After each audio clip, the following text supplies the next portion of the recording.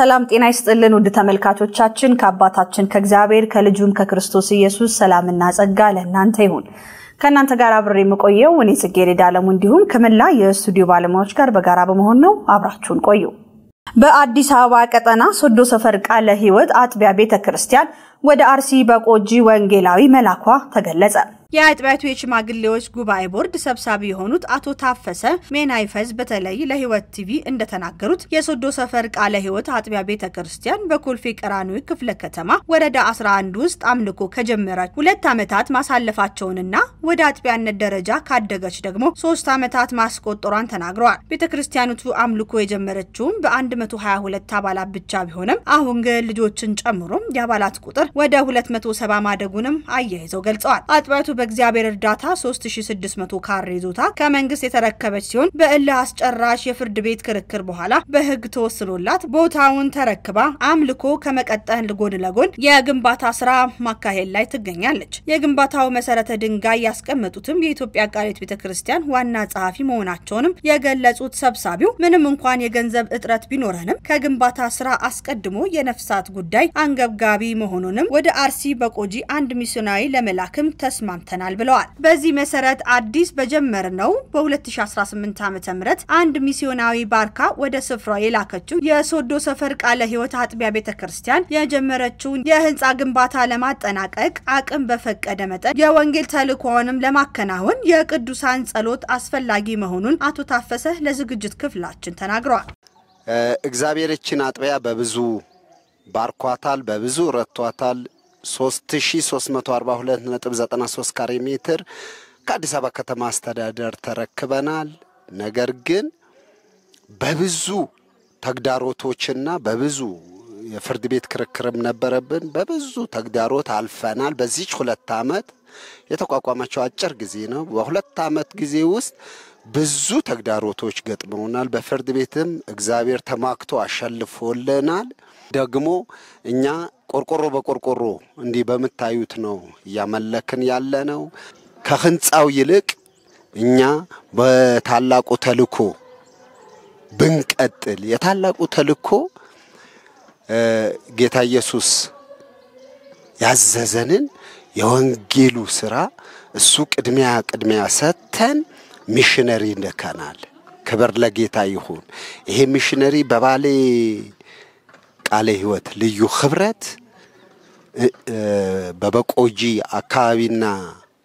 በበቆጂና አካባቢዋ አንድ ሚሽነሪ ልከናል። ሀብታሙ ደበሌ የሚባል ቤተክርስቲያን አቅም ኖሯት አይደለም። ቤተክርስቲያን የምታመልክበት ቦታ እንኳን በጣም ጠቦናል። ህዝቦች እየበዙ ነው። ግን ከሱ ይልቅ ወንጌል ቅድሚያ መሰራት አለበት ተብሎ ወንጌሉ መቅደም አለበት በሚል ሚሽነሪ ተልኳል። ክብር ለጌታ ይሁን። ቤተክርስቲያንን የረዳ መመኑን የረዳ እኛን መሪዎች የረዳ እግዚአብሔር ስሙ የተባረከ ይሁን። በሁለተኛ ደግሞ ህንጻ ጀምረናል። ነገር ግን ለዚህ ለህንጻ ግንባታውም እናንተም እንድትጸልዩልን ቅዱሳን ለዚህ ሚሽነሪም እግዚአብሔር እንዲረዳን ለሚሽነሪ የሚገባውን ቀለም መስፈር እንድንችል እንድትጸልዩልን ቤተክርስቲያን ታሳስባለች የሚለው ነው። አመሰግናለሁ። በኢትዮጵያ ሙሉ ወንጌል አማኞች ቤተክርስቲያን በልጆች አስተዳደግ የወላጆችና የልጆች ግንኙነት ላይ በሐረርና በጅማ ከተማ ተግባራዊ ምዘና ላካሄዱ ለሰልጣኞች ስልጠና ተሰጥቷል። የልጆች አስተዳደግ ላይ ሲሰጥ የቆየው ስልጠና ተጠናቀቀ። የኢትዮጵያ ሙሉ ወንጌል አማኞች ቤተክርስቲያን በልጆች አስተዳደግ የወላጆችና የልጆች ግንኙነት ላይ የሐረርና የጅማ ከተሞች ተግባራዊ ምዘናውን ላካሄዱ ሰልጣኞች ስልጠና ተሰጥቷል። በፕሮግራሙ ላይ የክልሎች ፕሬዝዳንቶች ስልጠናውን የሰጡት እህት አጥናፍ ብርሃኑ ከኖርዌይ እና የአጥቢያ መሪ የቤተ እምነት ተወካይ ተገኝተዋል። ሰልጣኞቹ ለ8 ሳምንታት በአጥቢያቸው ወላጆች ሲያሰለጥኑ የቆዩ ሲሆን የኢንተርናሽናል ቻይልድ ዴቨሎፕመንት ወይም ICDP ሰርቲፊኬት ተሰጥቷቸዋል። ከተጠናቀቀም ስልጠና ጎን ለጎን የድሬዳዋ አዲስ አበባ ስልጠና የተጀመረ ሲሆን በቀጣይ በሌሎች ክልሎች ለመስጠት የታቀደ መሆኑን ከአገልግሎት ክፍሉ ያገኘነው መረጃ ያመለክታል። መረጃውን ከቤተክርስቲያኒቱ ማህበራዊ ድረገጽ አገኘነው። የኢትዮጵያ ወንጌል አማኞች አብያተ ክርስቲያናት ካውንስል የሰላምና የእርቅ ኮሚሽን አባላት ዘሪድምድ ክርስቲያን ቸርች ኦፍ ጋድ የተፈጠረውን አለመግባባት መፍታት መቻላቸውን አስታወቁ። ባልደረባችን ዮናስ ተስፋዬ እንደሚከተለው ያቀርበዋል። የኢትዮጵያ ወንጌል አማኞች ቤተ ክርስቲያናት ካውንስል የሰላምና የእርቅ ኮሚሽን አባላት በዘሪድምድ ክርስቲያን ቸርች ኦፍ ጋድ የተፈጠረውን አለመግባባት መፍታት መቻላቸውን አስታወቁ። የኢትዮጵያ ወንጌል አማኞች ቤተ ክርስቲያናት ካውንስል የሰላምና የእርቅ ኮሚሽን አባላት በዘሪድምድ ክርስቲያን ቸርች ኦፍ ጋድ የተፈጠረውን አለመግባባት ላለፈው 1 ዓመት በእርቅ ለመጨረስ ሲሰሩና ሁለቱንም አካላት ሲያነጋግሩ በተጨማሪም ሰነዶችን ሲፈትሹና ካውንስሉ የሥራ ኃላፊዎች ጋር ሲመካከሩ መቆየታቸውን ያስታወቁ ሲሆን ከ1 ዓመት ጥረት በኋላ በዛሬው ዕለት ማለትም መስከረም 1 ቀን 2018 ዓ.ም የሁለቱን አካላት መሪዎች እንዲሁም የኢትዮጵያ ወንጌል አማኞች ቤተ ክርስቲያናት ካውንስል ጠቅላይ ጻፊ ቄስ ደረጀ ጀንበሩና የካውንስሉ ጽፈት ቤት ኃላፊ መጋቢ ዶክተር ጌትነት ለማ በተገኙበት በእርቅ ልዩነቱን ለመፍታት መቻላቸውን አስታውቀዋል። ሁለቱም አካላት በእርቅ ለመጨረስ በተስማሙበት መሰረት እግዚአብሔርንም አገልግሎቱንም ስለበደሉ ንስሐ በእግዚአብሔርና በኮሚሽኑ አባላት ፊት ገብተዋል። የቤተ ክርስቲያኒቱ አገልግሎት ከዚህ በኋላ ስትመሰረት ከነበራት ስያሜ ማለትም ዘሪድምድ ክርስቲያን ቸርች ኦፍ ጋድ አሰራር መሰረት በአንድ ፈቃድና ወጥ በሆነ አሰራር ለመስራት ተስማምተዋል። ንብረትና ሌሎች አስተዳደራዊ ጉዳዮችን በሚመለከት በካውንስሉ ጽፈት ቤት እገዛና ምክር መሰረት የሀገራችን ሕግና የቤተ እምነቱ መተዳደሪያ ደንብ ታሳቢ ባደረገ ሁኔታ በመግባባት ፍጻሜ የሚያገኝ ይሆናል። መረጃውን ከካውንስሉ ማህበራዊ ድረገጽ አገኘ ነው። የግሎባል ኮንቬንሽናልና ሚሽናል ሉትራን ፎረም ተካሄደ። ባልደረባችን ዮናስ ተስፋዬ እንደሚከተለው ያቀርበዋል።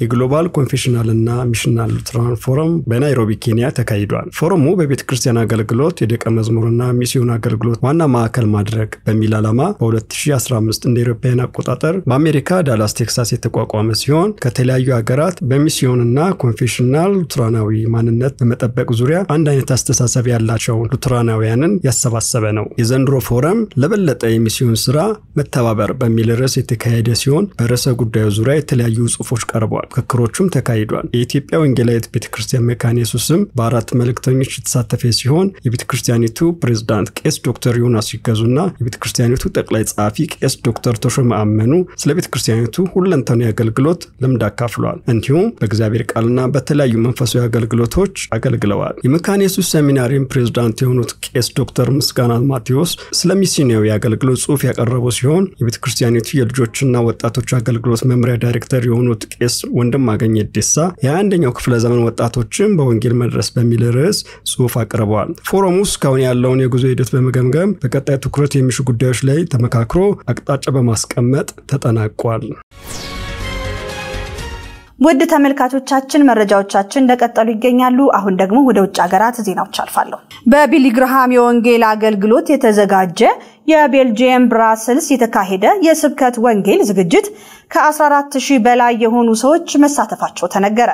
በቢሊ ግርሃም የወንጌል አገልግሎት በተዘጋጀና በቤልጂየም ብራስልስ በተካሄደ የስብከት ወንጌል ዝግጅት ከ14000 በላይ የሚሆኑ ሰዎች መሳተፋቸው ተነገረ። እግዚአብሔር በጉዞ ላይ ነው በሚል መሪ ቃል በተደረገ በዚህ የስብከት ወንጌል ዝግጅት ሪቨረንድ ፍራንክሊን ግርሃም የወንጌል ተስፋ መልእክት ያቀረቡ ሲሆን ከ620 ወንጌላውያን አብያተ ክርስቲያናት ዝግጅት በመደገፍ መሳተፋቸው ታውቋል። ለሰሙት ወንጌል ምላሽ በመስጠት በመቶዎች የሚቆጠሩ ሰዎች የዘላለም ሕይወት ተካፋይ ስለሆኑ እግዚአብሔርንና መሰግናለን ሲል ከዝግጅት መጠናቀቅ በኋላ በቢሊ ግርሃም የወንጌል አገልግሎት በማህበራዊ ሚዲያ ላይ መልእክት ተላልፏል። ለብዙ 10 ዓመታት በቋንቋና በባህል በጥልቅ በተከፋፈለች በቤልጂየም ካውንትበርግ እስከ ዋተርሉ ከተሞች የመጡ ከ14000 የሚበልጡ ተሳታፊዎች ከፍራንክሊን ግርሃም ጋር በአንድ ድምጽ ሆነው በቤልጂየም የተስፋ ፌስቲቫል ላይ እግዚአብሔርን ሲያመሰግኑ ማየት አስደሳች ነው ብሏል መልእክቱ።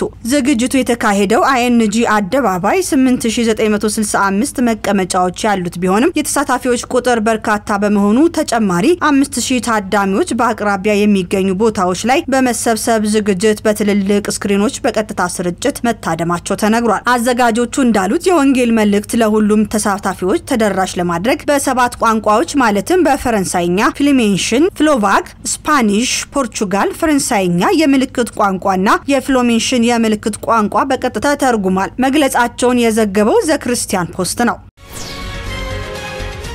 ባልሰሩት ወንጀል 38 ዓመታት የታሰሩት ግለሰብ የ25 ሚሊዮን ዶላር የካሳ ክፍያ አገኙ። ባልደረባችን ዮናስ ተስፋዬ እንደሚከተለው ያቀርበዋል። በካሊፎርኒያ የሚኖሩ የ72 ዓመቱ አዛውንት ሞሪስ ሄስቲንግስ ባልሰሩት ወንጀል የዕድሜ ልክ እስራት ተፈርዶባቸው 38 ዓመታትን በእስር አሳልፈዋል። ድፍን 10 ዓመታትን ከተሻገረው የእስር ቆይታቸው በኋላ ነፃ ወጥተዋል የተባሉ ግለሰብ የ25 ሚሊዮን ዶላር ካሳ ክፍያ አግኝተዋል። እንደ አውሮፓውያን አቆጣጠር በ1983 ሮቤርታ ዋይደርሜር በተሰኘው ግለሰብ ላይ በተፈጸመ ጥቃትና የግድያ ወንጀል ለእስር የተዳረጉት ሄስቲንግስ ለዓመታት የዲኤንኤ ምርመራ እንዲደረግላቸው ቢጠይቁም ጥያቄውን ውድቅ ተደርጎባቸው ቆይቷል። በመጨረሻም በተደረገ የዲኤንኤ ምርመራዎች ወንጀሉን እርሳቸው ሳይሆን ሌላ ግለሰብ እንደፈጸመው ታውቋል። ሄስቲንግስ በሰጡት መግለጫ ከእኔ የተሰረቁትን 38 ዓመታት ምንም አይነት ገንዘብ ሊመልስልኝ ባይችልም ይህ ውሳኔ በመጨረሻም የረጅም ጊዜ ትግል ማብቂያ ሆኗል። ወደፊት ለመራመድ ዝግጁ ነኝ ብለዋል። ውድ ተመልካቾቻችን ለዛሬ ያዝንላችሁ መረጃዎች እነዚህን ይመስሉ ነበር። ከናንተ ጋር አብሬ ቆየሁት እኔ ጽጌረዳ አለሙ እንዲሁም ከመላይ ስቱዲዮ ባለሙያዎች ጋር በጋራ በመሆን ነው። ከቀሪ ህይወት ቴሌቪዥን ፕሮግራሞች ጋር መልካም ቆይታ